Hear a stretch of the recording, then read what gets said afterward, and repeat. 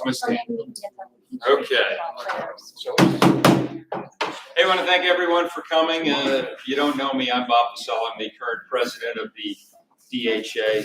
A lot of past presidents with us tonight. Welcome to our 2022 Dunwoody Homeowners Association annual meeting, which we now call to order. Before I make some brief comments, I wanted to acknowledge our elected officials on hand from City Council: Tom Lambert, Stacy Harris, Rob Price, Mayor Lynn Deutsch. Am I missing anyone? Okay, well, thanks for coming, guys. Appreciate it. For the board, the minutes from our last meeting were transmitted electronically. Do we have a motion to approve? I so move. In a second? Second. All those in favor, please say aye. Aye. All right, minutes are approved. All right, before I turn our meeting over to our featured guest, I want to make a few brief comments about this past year. In 2021, despite the pandemic still playing havoc with our lives, the DHA was able to get back to business and do what we do best. In 2021, thanks to Bill Grossman, our Food Truck Thursday returned in full force. And I would say we had some of the biggest crowds we've ever had. Okay, thanks, Bill. Big hand. And without Bill, I don't know how we get that done. Thank you, Bill. This past year, the Dunwoody Parade returned bigger and better than ever. It was Pam Talmadge's last parade after almost 20 years. But the good news is, while we're going to miss Pam, we've got Penny Foreman back for how many years now? 13 years. And Matt Weber has agreed to step in and help her out. So we're looking for a bigger parade than we've ever had, some new ideas. And I think it's going to be fantastic. And maybe even a brand new sponsor that is going to give us sponsorship like we have never had before. So that's fantastic. And then there was Light Up Dunwoody. Nina Arnold has joined us today. Her and Siobhan Finnegan did an amazing job this past year. And how many years have you been doing it, Nina? 5, 6, somewhere in there. 5 or 6. And it looks like Nina's going to turn over the reins. But we think we have someone waiting in the wings ready to take over and continue the great job that you guys did. This past year we simplified the event, and it was fantastic.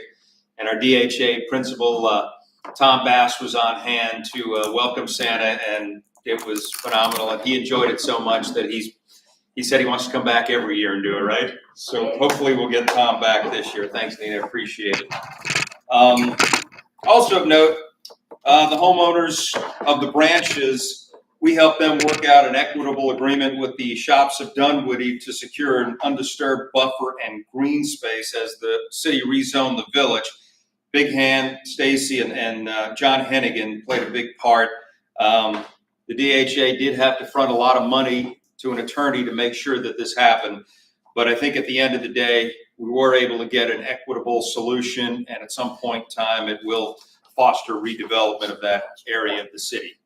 And I guess I'm completing Robert Wittenstein, former president. I didn't see you there, Robert. Good to see you. I want to thank Adrian Duncan is stepping down this year from the board. Adrian, past president. She was kind of this past year the president de facto. She just helped me out with a lot of stuff that I still haven't quite figured out. So I appreciate all your help, Adrian. Thank you. All right, I want to turn it over to our featured guest. We have two. First up, our mayor, Lynn Deutsch.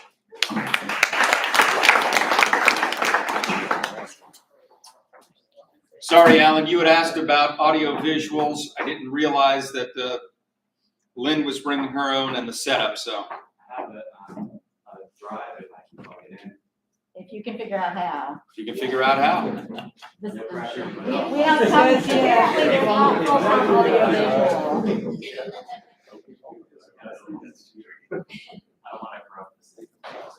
Right.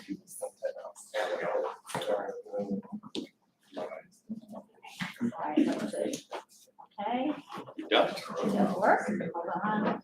Gotta go to slideshow.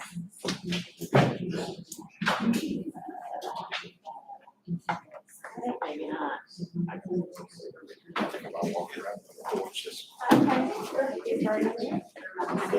Okay. Yeah.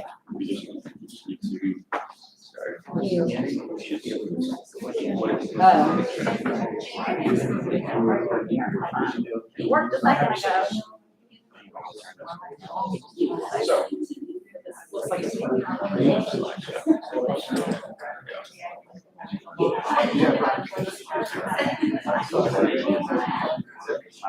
All right. Will you come run this for me? Control.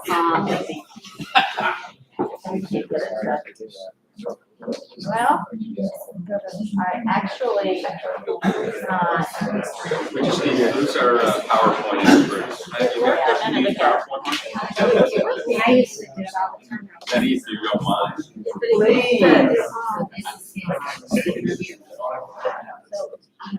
From beginning.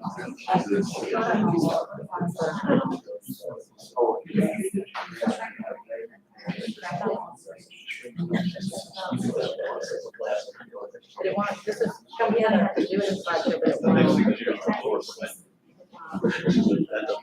One second. Now let me just turn it off. Not because I Used to run those all the time at work. there it went. Typical.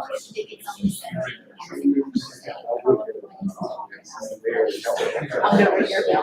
There you go. I'm barely fine. Okay, so now go to slide. From beginning. There you go. All right. Okay, cool. Yeah, just, I'll go to the next slide. Okay, so I don't know how to get it straighter. Typical. There's probably a way to get it that. It was straighter a second ago.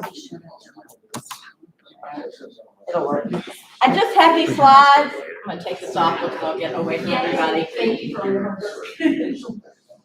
All right, so I just have a few slides to remind me what I wanted to make sure I covered, and then I'll be glad to take some questions. We start with public safety because it's our top priority. I'm sure you're aware that across the country, public safety positions are difficult to fill. Policing, fire, EMTs, all those kind of positions have become much more difficult to fill as we approach for lots of different reasons. We have given significant salary increases for 21 and 22, and our benefits are pretty much unheard of in Metro Atlanta. We give a $700 a month housing allowance if you own or rent in the city of Dunwoody. So it's $8,400 a year extra. We will pay for your continuing education. You pay nothing for your own insurance, health insurance. We fully cover it and more. And we have given a pretty significant increase. We're still in about the top 5 of metro cities in terms of salary. It's always changing, and we're always watching. And we'll do what, we're going to do whatever it takes, mid-year raises, whatever it is to recruit and retain. Next.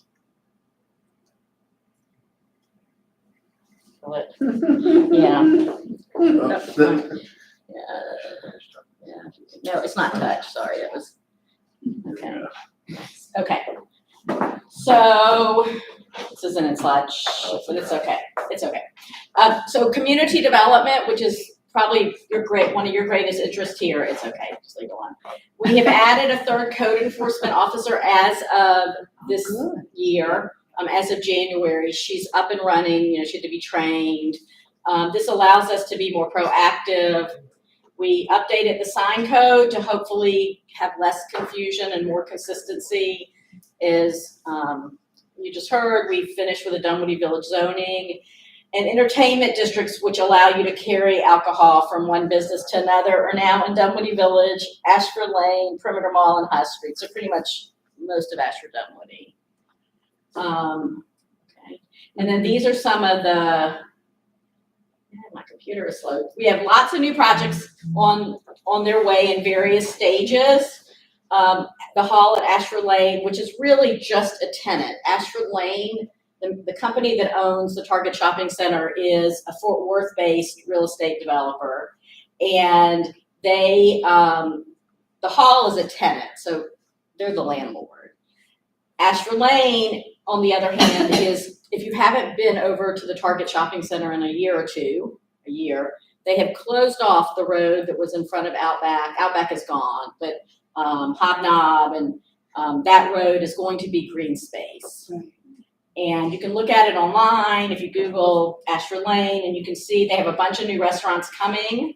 And then and it's going to be green space.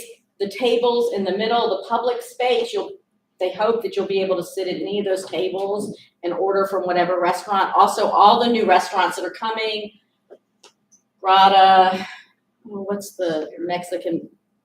Rica. They're all going to have their own outdoor seating as well, but the seating in the middle will be public seating.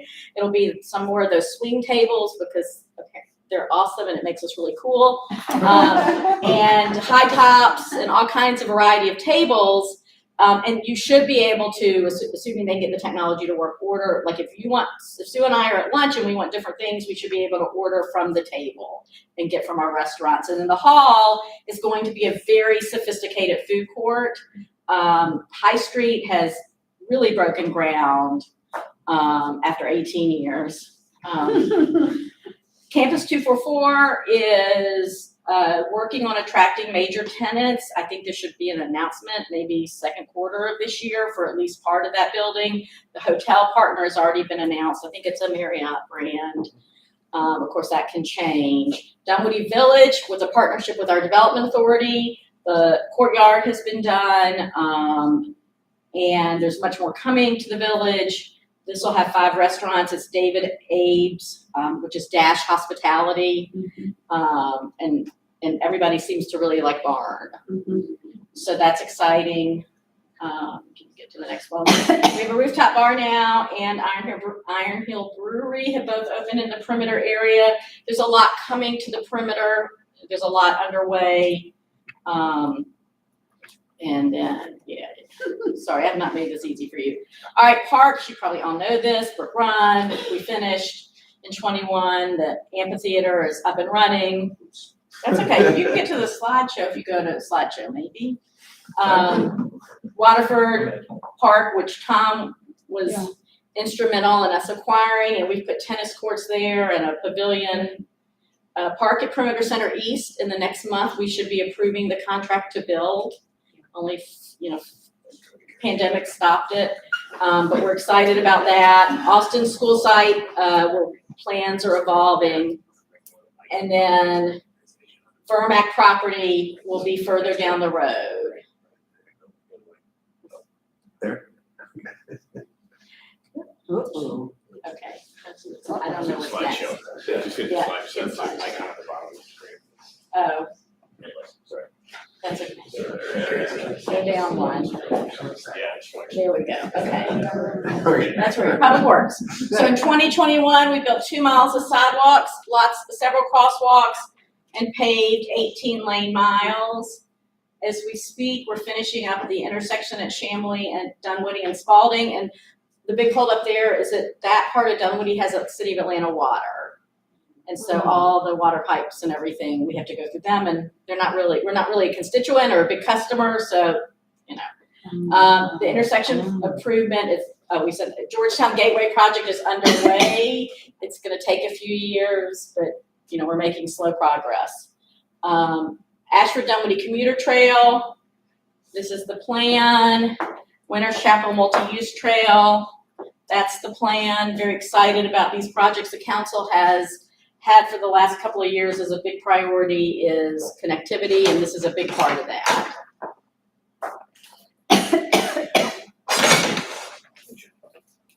One more slide. Oh, public art. No, you're right.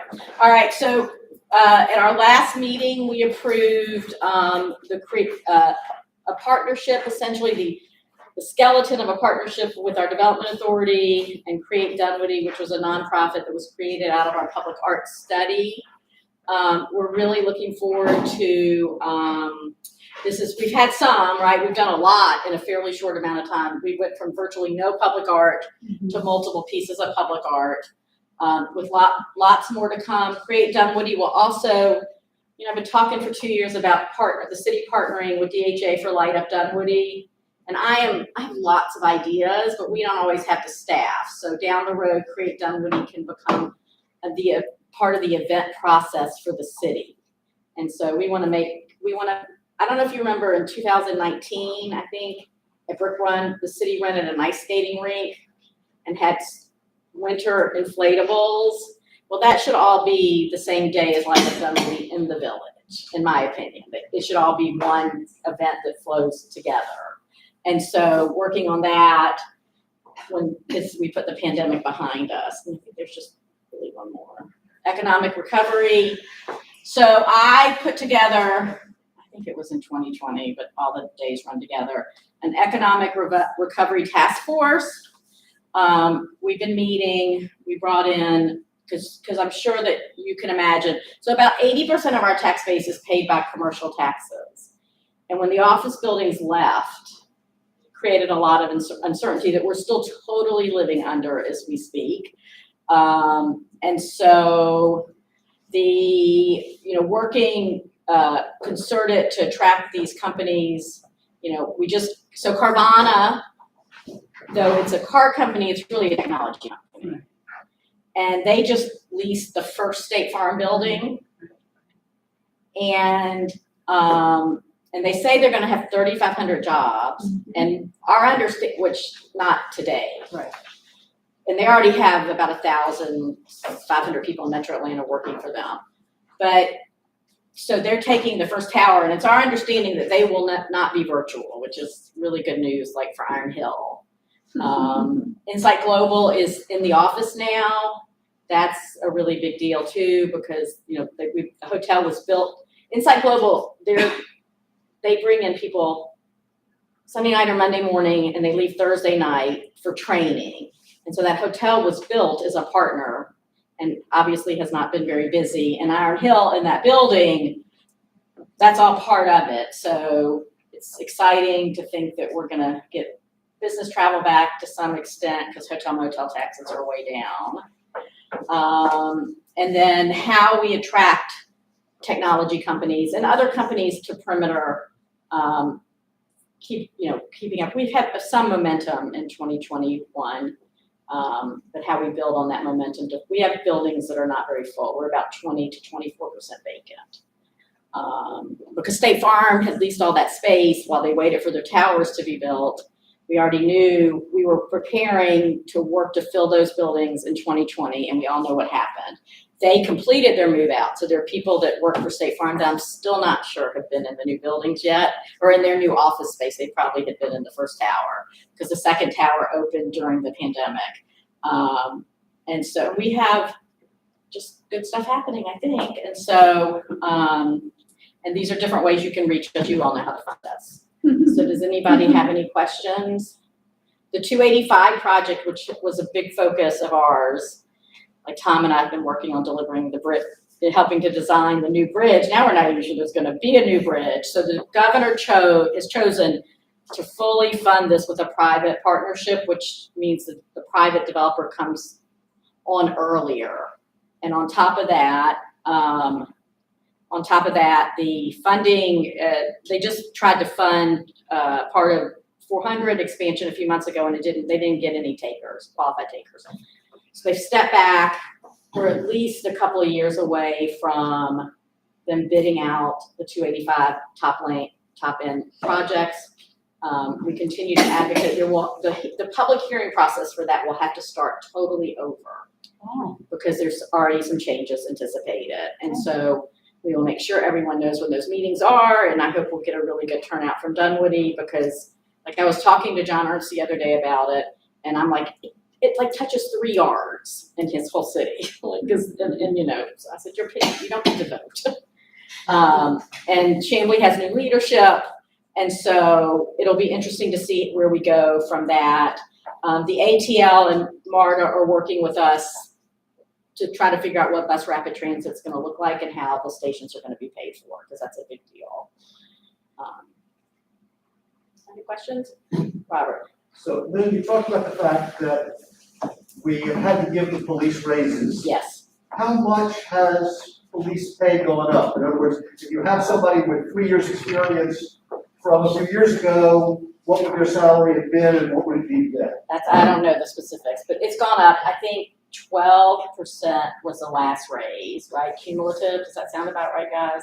And there also was an adjustment with this, to the scale, Right. to compensate for officers that have been on the force, not falling behind a new hire because of all of that. So there was, the whole, scale was. There's a matrix that we can get you. There's a salary matrix. So many police departments in Metro Atlanta don't count education.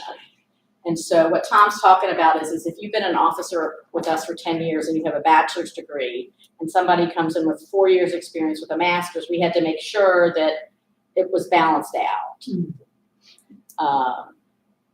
And so, and I anticipate we'll do another raise, maybe even mid-year. It's like it's like 46.9 as entry level officer now. Yeah. And that's in line. Sandy Springs is starting at like 52. Yeah. And it's a competitive market because one, a lot of people just don't want to become police. Right. And then retaining them is, it's a mobile thing. If you're post certified in Georgia and somebody makes you an offer that's 10,000 more than you're making today, you go to Brookhaven or Sandy Springs or Johns Creek, that's just that's a mobile workforce because you're certified anywhere in the state. And we haven't had much officers leaving so far. Watch what I say. But we've had them leave for six-figure positions in security at IT companies. We've had them leave to go back and get their master's in engineering. So the career shift, somebody came to us from being a contractor, went back to being a contractor because you can make more money and nobody might shoot at you. And so it's tough, and we're always working on it. It's a continual process. We're always reviewing, we're always talking.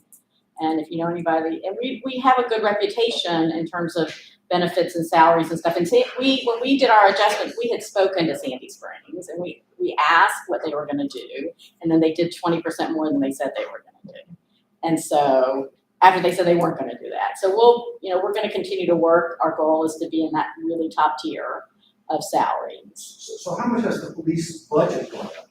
In other words, what I'm thinking about is the impact on taxes, right? How much of our tax revenue are we now spending on police that we didn't have to spend on police before? Well, I think we so far haven't felt it because we made a lot of cuts in 2020 that we found we didn't need to, like not cuts to police, but cuts in general that we haven't had to restore. Like we're not traveling, different things. And so it's still in the same range. I think it was 40 something and it's still maybe 44, 45%. I can see the pie chart in my head, but I can't tell you what color means what. And so far we're okay.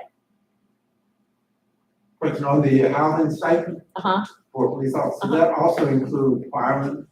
Well, we don't have a fire department. Or that's why it's DeKalb County? It's just DeKalb County, and I have suggested to DeKalb that they look at something like this, but of course that's a whole different operation with the number of people they employ. It does not. It does not. What else? But on that compensation for those officers Yes. who live, how many are authorized? It's a lot. But I can't. You're asking me like detailed questions. A couple dozen, maybe. I think it's around 20. Yeah, it's around 20, and we have several that own homes. We have several that own homes, and it works for that. And then they live in the various apartment complexes, and they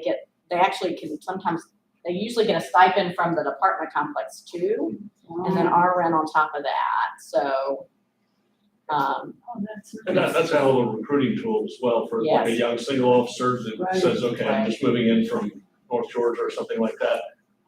Have an apartment rent free or a stipend, and you park a police car in that apartment complex. It's a deterrent for stuff too.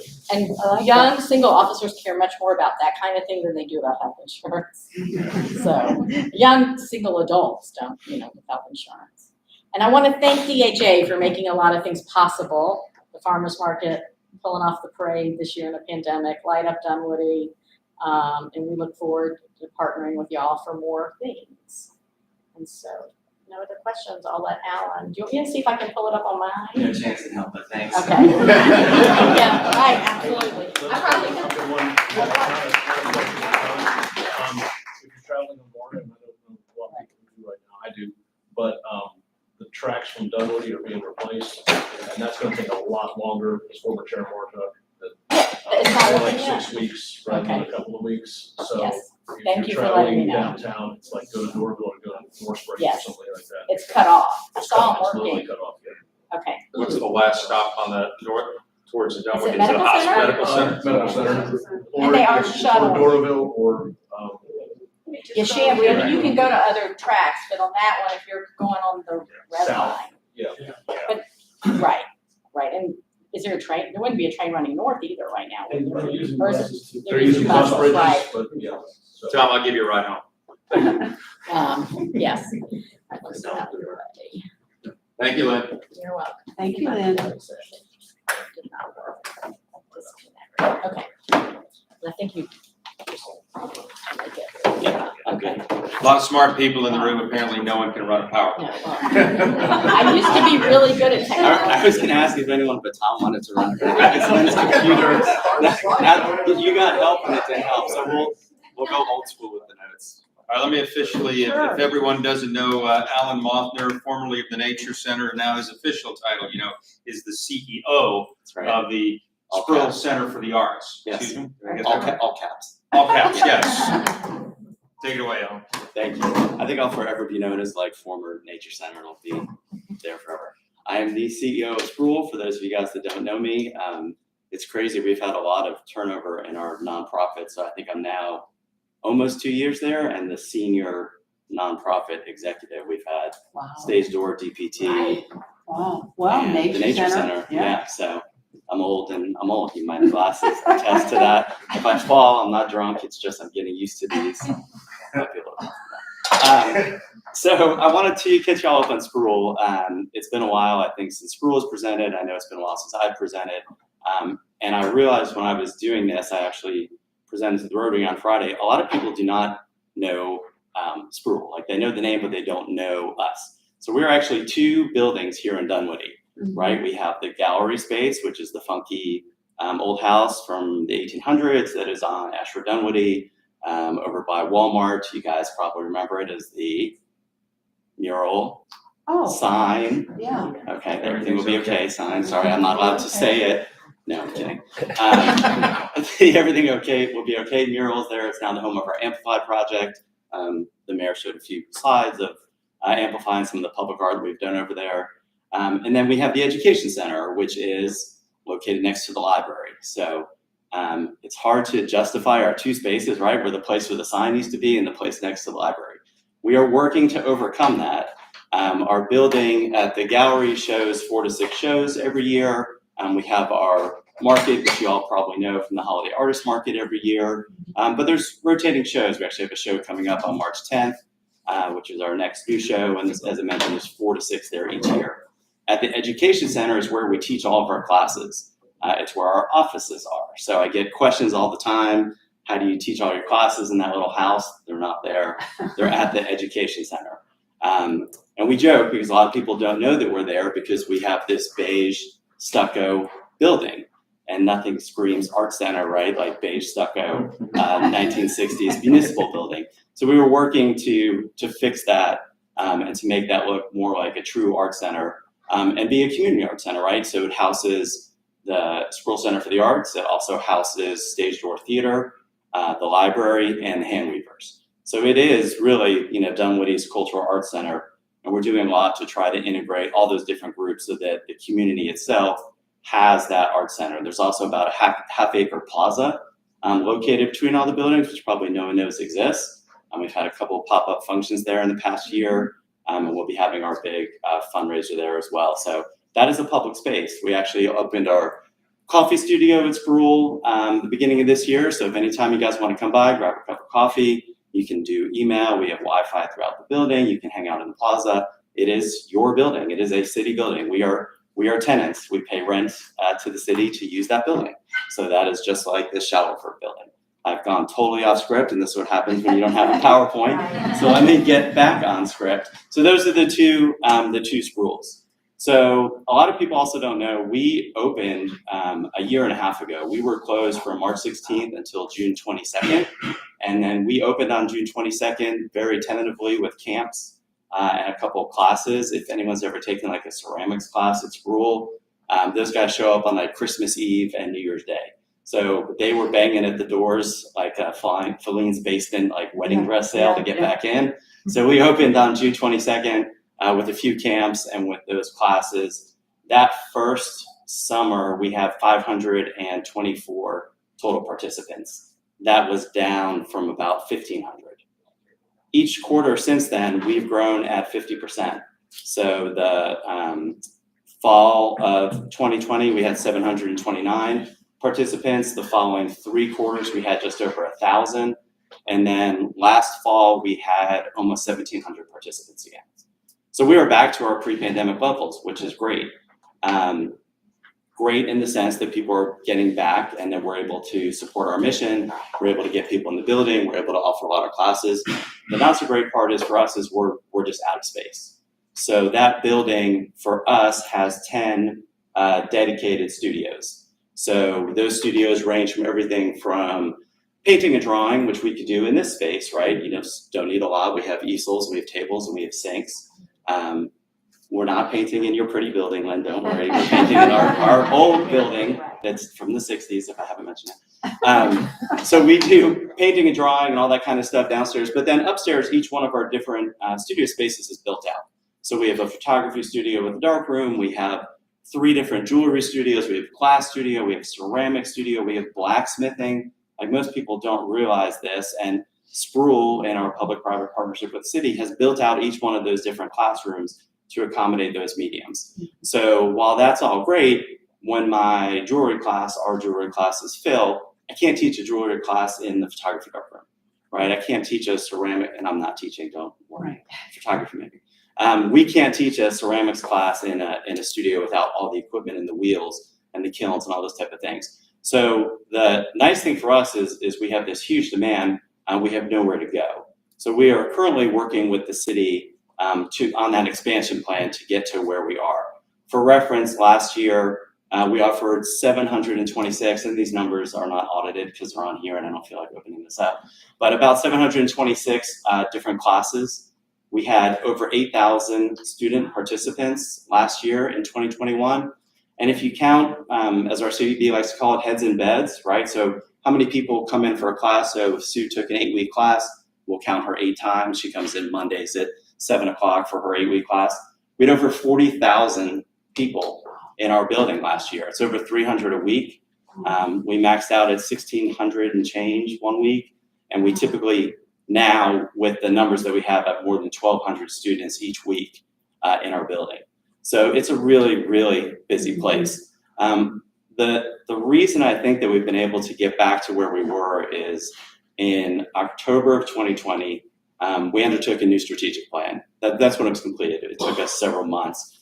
We involved all of our stakeholders, and we really took a look at what Sproul had done and where we needed to go. And I will be the first to admit that we were very inward focused. We're 47 years old almost, and we were more transactional than impactful, right? We were measuring a 2% return over returning students year over year. But what we weren't measuring was impact. And any nonprofit should be measured on impact and not all the metrics that I just shared with you. So what was Sproul doing? Sorry, I'm getting really dizzy. That's much better. Wow, I can't see you guys now, so that's great. We weren't doing a lot in the community. So our strategic plan focused on 4 things. First, we didn't have a vision, which is really difficult for a nonprofit if you don't have a vision statement. So I'm going to read this just so I get it 100% correct. I'm not going to go over my allotted time. Don't worry, I know I'm rambling. So our vision is to be a beacon for the community by providing access and opportunities for all to create and enjoy the arts. So that's a lot, right? And I love that word beacon in there because we want to be that cultural arts center. We want to be the home in the community, whether you want to come take a class or whether you just want access for the rest of the community to the art, or if you just want to appreciate public art and understanding that's, you know, a way of communicating the cultural fabric of our city. We want to be able to be that beacon. And so then that trickles down to our mission. I'm not going to get into too many details, but it's really simple. It's to foster creativity and social connections through the arts. Sproul is as much about the social connections in our city as it is about the arts. And we realized that when we were closed. So the strategic plan that we did and having those key tenants for us was really important to determine where we wanted to go. So where we wanted to go hinged on 4 objectives: relevance, systems and operations. Our systems and operations, you guys went through the pandemic, right? Every weakness that you have as an organization, every weakness that you have as a city, as a family, whatever it is, the red flags that came out from the pandemic were obvious. So we needed to fix a lot of our systems and operations so we would have the infrastructure to move forward with all these grand objectives that we have. The next one is people, and Lynn talked about the police force. We did the same thing, reinvesting in our people, reinvesting in our board, reinvesting in our stakeholders. And the last one was financial. The pandemic took a financial toll on us for the first year, and last year we actually we were profitable, which is great. And so we are back on track to where we want to be. However, our focus is on better, not bigger. We really want to offer and continue to offer the small classes that we offered during the pandemic. Mm-hmm. So our largest class now is about 15 people. Most of them are 10 to 15. And the thing that's amazing is we started measuring our NPS, our net performer score. Our NPS is almost 90, which for those of you guys in business and consulting is world class. 100 is your highest, negative 100 is your lowest. And so we are really doing a good job of offering value to our not only constituents, but to the community. And so how does that manifest in the public? Well, public art, right, is a big part. We are happy that in the first year since the city began their public art ordinance allowing public art, we put out 8 different pieces of public art in the city. Many at Sproul, but also like on Nandina Lane. Have you all driven by and seen that? That was done by our students and instructor, but that's public art. We've done 2 at the gallery. The latest one is the Leah Hurst Together We Bloom, which was beautiful, timely, the message was spot on. That's the power of public art. What we're also trying to do in the community is partner with different organizations. So the DHA, where we can be of service, we would love to be of service and work with you guys, either food trucks or different events. And you and I have talked about a few different things, working with other nonprofits like Stage Door in our own building so we can combine on summer camps and offer that. Other nonprofits or for-profits like Northside Hospital. We recognized our frontline workers last year. Our students made over 100 different mugs and we donated those to frontline workers at Northside. So being out of the community, being relevant is a big part of what we're trying to do. In summary, I'm on time. In summary, we have a few things coming up. You all have heard and seen the articles, right, about our expansion, and we're continuing to work with the city towards that. As I mentioned, the city owns that building since the cat is out of the bag. We have $1.3 million that we're ready to reinvest in the building. We have a $2.3 million project that will include creating 7 new classroom spaces that will give everyone in the building the space that they need, us, the hand weavers, yes, the hand weavers, Stage Door, the library, allow us to grow our programs, and then also allow us to do other programs. Like right now, we're working with the Alzheimer's Association on a program. I don't have any classroom space to allow them to come in. We're full this spring, and summer with camps is going to be even worse. So those additional classroom spaces will allow us to offer the continued program, but also new programs like wood turning. It'll bring a blacksmithing studio in. It'll activate that plaza space. We'll have a community room, a little bit smaller than this, with also a little kitchenette that can be available to the community and also serve as a revenue source for us. But there where people can come in and watch the blacksmithers work or watch the wood turners work or the glass blowers, and then also have that plaza space. So those are kind of like our next year's focus. Short-term focus in the next month. Classes begin for registration Tuesday. I wouldn't be doing my job if I didn't mention that. And for the rest of the week, March 10th, we have a gallery opening with Dave Lasker, who's a sculptor and furniture maker, and his work is just beautiful. And March 26th, we are having a huge party at the Cultural Arts Center. It is the beige stucco building next to the library, if you're not aware. It will be in our plaza, and it is, just go to the website, look at it. It's going to be a throwdown, and I hope to see you guys there. And I'll take any questions if I have a minute left. Adrian. you talked about development of all of the infrastructure except for the parking lot, which is hands down the worst piece of city-owned pavement within our borders. What's the plan for that? Sure. So the city in 2019 commissioned a study to do a master plan for that building, and the parking is addressed in there in phases 2 and 3. Phase 1 is predicated on Spruill's build out first. So once we do the build out, they will address the parking. I will tell you, there's a lot of spots there. We get complaints about parking all the time, right? Because if you park at the library and you've got to wheel your cart of paints, it seems far. But if you were going to a Braves game and you parked at the worst spot at the library and tried to walk to Spruill, you'd be the happiest person in Atlanta, Well, it's right? not about the number of spots. It's about the fact that the asphalt has crumbled so badly, it's glorified caliche or even a dirt road in some places. Okay, well, I'll email council about that. We pay rent at the building and that's their building, so. Well, you got the CEO spot, so you probably don't park with the town. Yeah. Although I lost Employee of the Month last night, it was really embarrassing. Does anyone else have any questions? No, we know that, we're aware of that, it's waiting for your plan, and then we'll be paid the parking lot, it's been Right. listed for a while. All right, thank Alan, you guys for your time. One question on the new courses, will there be a PowerPoint class? Tom and Lynn, what you see? We actually have a how to build a website class going right now. Digital arts is another thing we're trying to get into once we have the space. Thanks for the plug.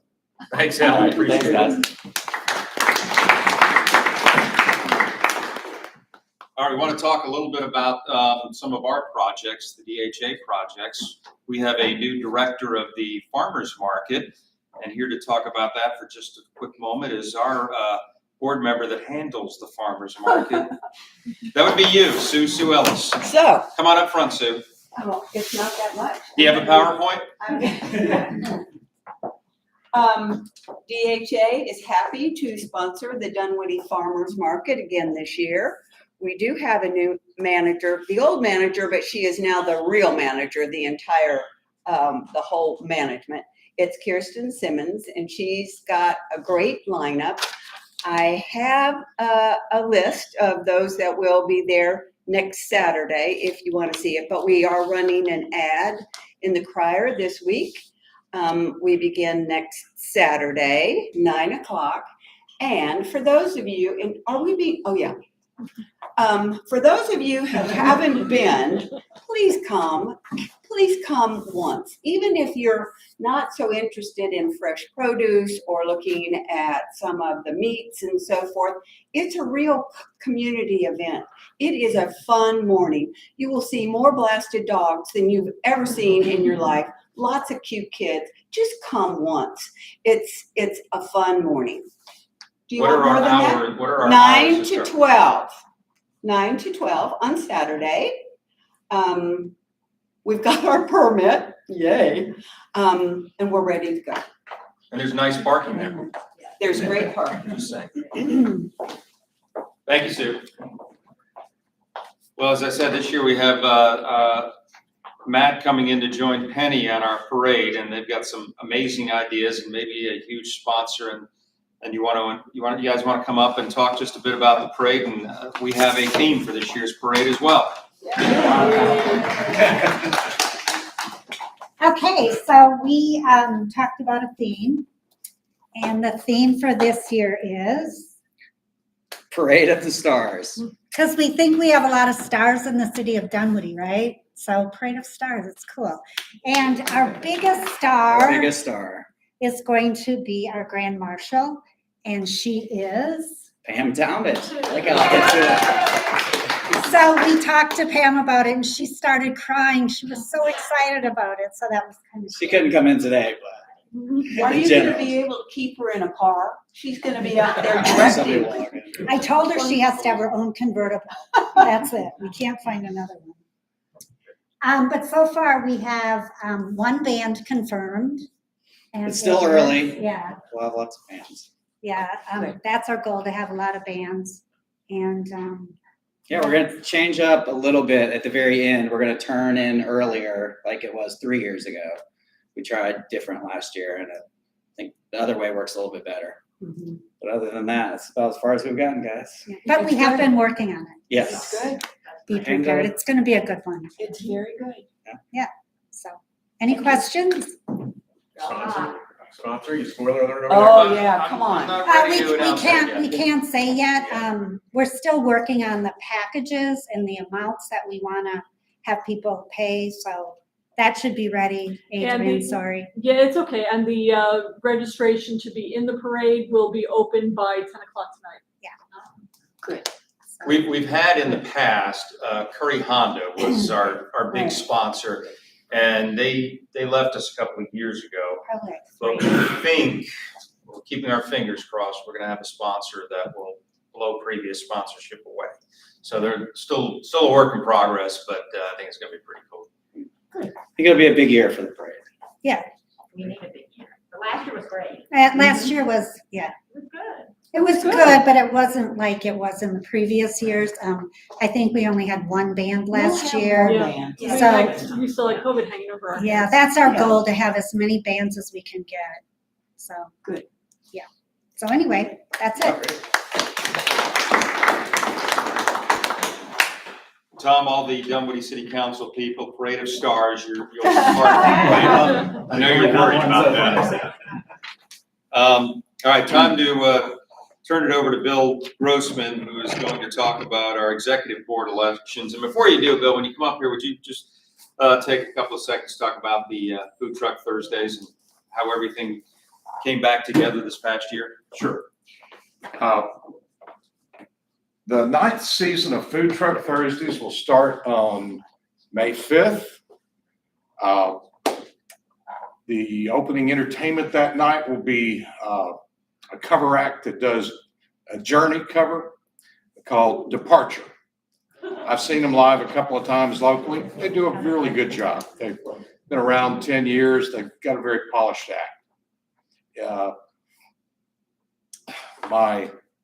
My wife won't go see the real Journey because she doesn't like the current singer, but she did enjoy this cover act. The executive committee has 2 members that roll off every year and 2 members that roll on from the general board. This year, as in many years, we've done it a little differently in that Adrian is rolling off. Tom Taylor will move up to take her spot on the executive committee. And I'm rolling over to do another term on the executive committee, at least until I can get somebody to take over food trucks. So we normally do an election. Do we have any other candidates that want to come forth for the executive committee? Any other nominations? Hearing none, I will ask you to vote. This is the active board members here, to vote on my rolling over and Tom moving up.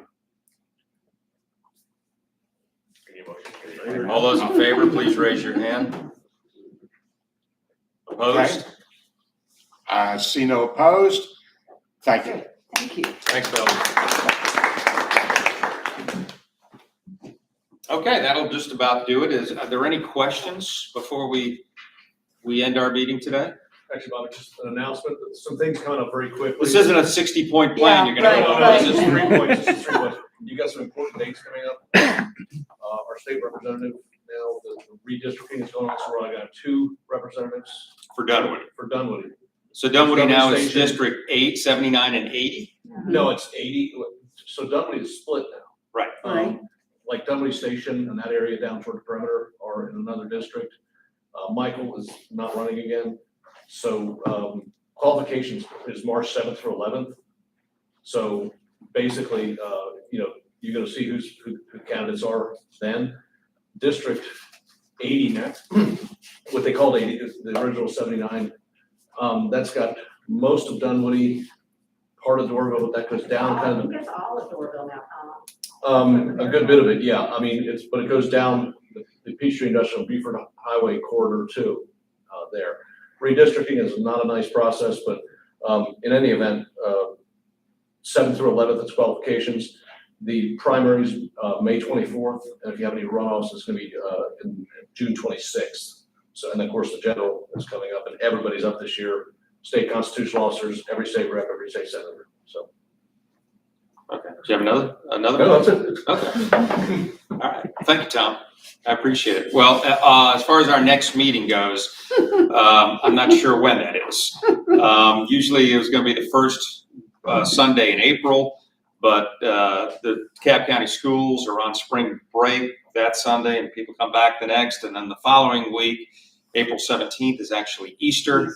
So I'll be in touch with you guys. We'll figure out when that is. But I want to thank everyone for coming. If you're not a member of the board and you'd like to join the board, let me know. We're happy to have you. Maybe Eric Oliver, maybe if you want to join, we'll talk to you. The dues are low. But thanks to everyone for helping out. Thanks for everyone for coming. Lynn, thank you for coming. Appreciate it, Ms. Mayor, and Mr. CEO. Thank you very much. Appreciate it. You guys have a great Sunday. You guys.